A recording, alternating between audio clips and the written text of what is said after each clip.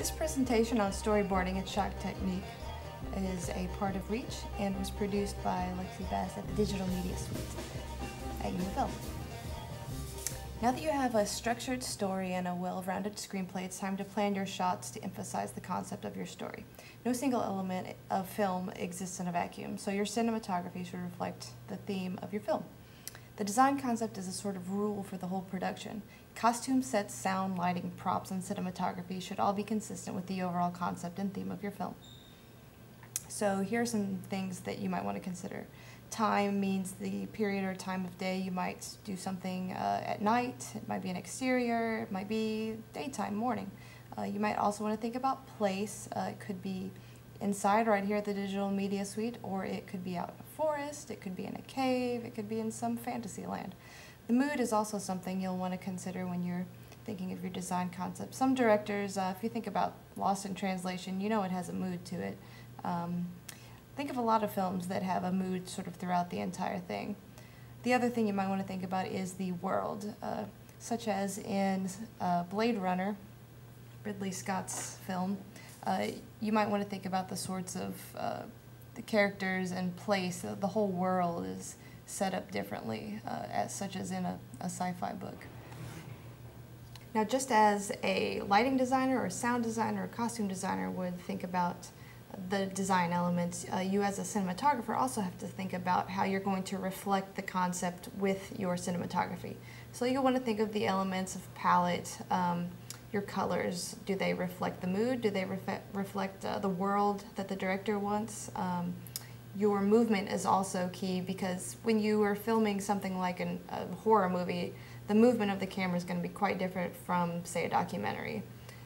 You also want to think about your rhythm, which means how you cut between each camera move. Either you'll have like a pan and then you'll put a still shot next to it, a close-up. You know, how quickly do you cut between these shots, and how extremely do you vary the size of your subjects? This is also interpreted by the viewer as movement, so you'll want to make sure that you get your timing right and, you know, don't cut too fast if you want the feeling to be sort of a placid thing. And then finally, you'll want to think about effects. You know, if you want to do transitions, how will you pan from left to right, and then in the next shot from right to left, and then overlap them? It might be something like that. There are other effects that you can use as well. Here's an exercise. So this is your chance to take on a project. The film is a new take on the Little Red Riding Hood. The director has decided to set the film in the American Industrial Revolution, and instead of trudging through the woods to deliver goodies to Grandma, Red is charged with administering Grandma's medication intravenously. Red must delve through the urban jungles of Chicago to Grandma's aid. The wolf is a shady gang boss who spies the seductively innocent form of the ivory heroine with her nurse's tools in the streets and manipulatively plots to take her into his contemporary harem. Okay, go. Design. You know, think about the elements of design and cinematography that we discussed earlier and come up with a design for this movie. Storyboarding is planning, just as the costume designer renders a picture for a character's clothing, or a set designer comes up with a model. You're going to have to come up with a storyboard. So you're going to need to know the shots. There are several different kinds of shots, which we will discuss now. Moving shots include dolly and truck. These are actual physical moves of the camera, and a zoom synthetically produces the look of a dolly shot. And this is an example of a dolly. See how the camera actually physically moves through space. So that was a dolly. The next move we're going to talk about is the truck, where the camera physically moves to the side with its subject. There you have it.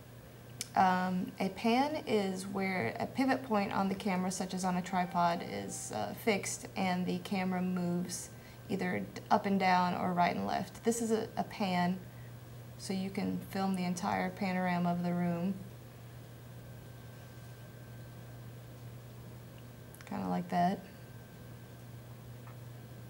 And then the same version, but when you're looking up and down, if you want to illustrate how tall a building is or something, it's going to look like this.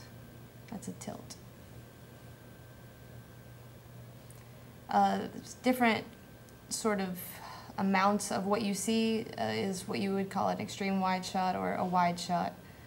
You might also do actor shots. A full shot would be the entire actor's body.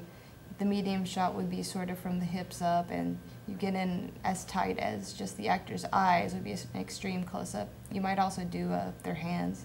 A two-shot comfortably fits two actors in a frame. It's good for dialogue. And an over-the-shoulder shot gives you the reaction of one character while hiding the reaction of the other character, or hides the reaction of one character from the other and lets you see both. And now, depending on the angle of your camera, you're going to get different effects. If you're looking up at someone with the camera, it's going to make them appear dominant and powerful. However, if you're looking down on them, it's going to make you, look a bit submissive and endangered. So now that you understand the basic techniques of storyboarding and different sorts of shots, look at this storyboard here and see if you can sort of describe what kinds of shots they're using and how they're describing them pictorially. Hopefully this information was helpful to you and will help you employ these tactics in creating your own movies.